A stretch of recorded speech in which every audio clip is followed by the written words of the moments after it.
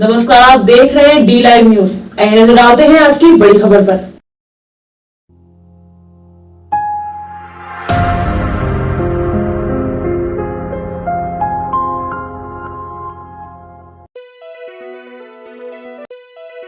धार्मिक और पर्यटन स्थलों को स्वच्छ रखना निकायों का प्रथम दायित्व। के गुप्ता। धार्मिक नगरी नाथद्वारा में के गुप्ता ने पढ़ाया स्वच्छता का पाठ।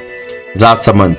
उदयपुर संभाग की प्रमुख धार्मिक नगरी और जिले के उपखंड नाथद्वारा में स्वच्छ भारत मिशन ग्रामीण राजस्थान सरकार के प्रदेश समन्वयक श्री के गुप्ता द्वारा समस्त उपखंड स्तरीय अधिकारियों की बैठक ली गई, जिसमें स्वच्छ भारत मिशन पर चर्चा करते हुए आवश्यक दिशा निर्देश दिए गए।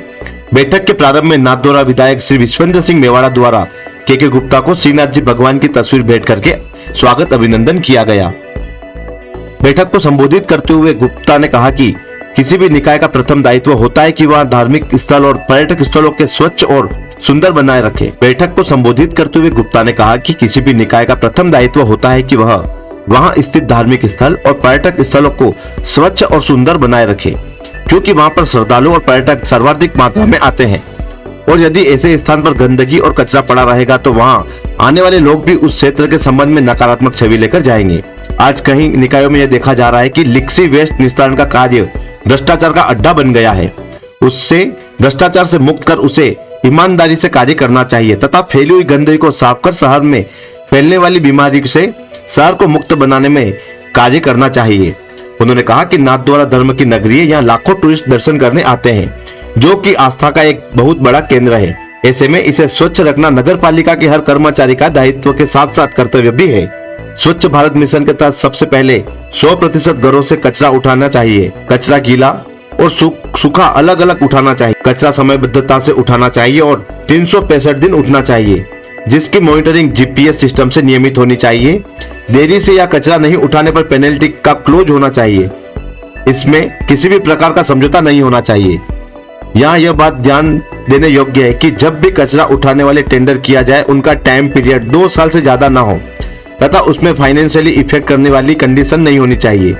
कचरा उठाना गीला, सूखा और अलग अलग उठाना नियमित 365 दिन उठना चाहिए की पाबंदी होनी चाहिए तथा गीले कचरे का डिस्पोजल करना, यूजर चार्ज कलेक्ट करना, आईसी की एक्टिविटीज करना, समस्त कार्य उसकी कंडीशन में होने चाहिए तथा हर कंडीशन पर खड़ा नहीं उतरने पर पेनल्टी एवं नियत समय बाद टेंडर निरस्त करने के अधिकार भी उसमें सम्मिलित होने चाहिए, क्योंकि यह स्वच्छ भारत मिशन का सबसे महत्वपूर्ण कार्य है।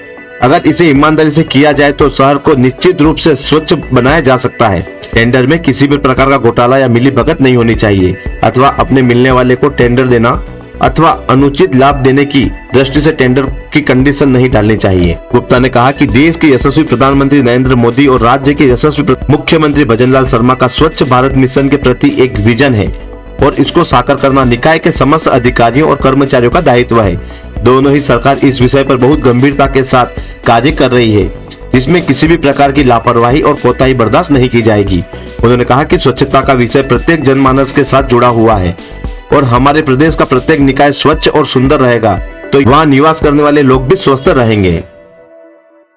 खबरों में अब तक के लिए बस इतना ही। फिर होगी आपसे मुलाकात ऐसी ही एक बड़ी खबर के साथ। तब तक के लिए नमस्कार और देखते रहिए डी लाइव न्यूज।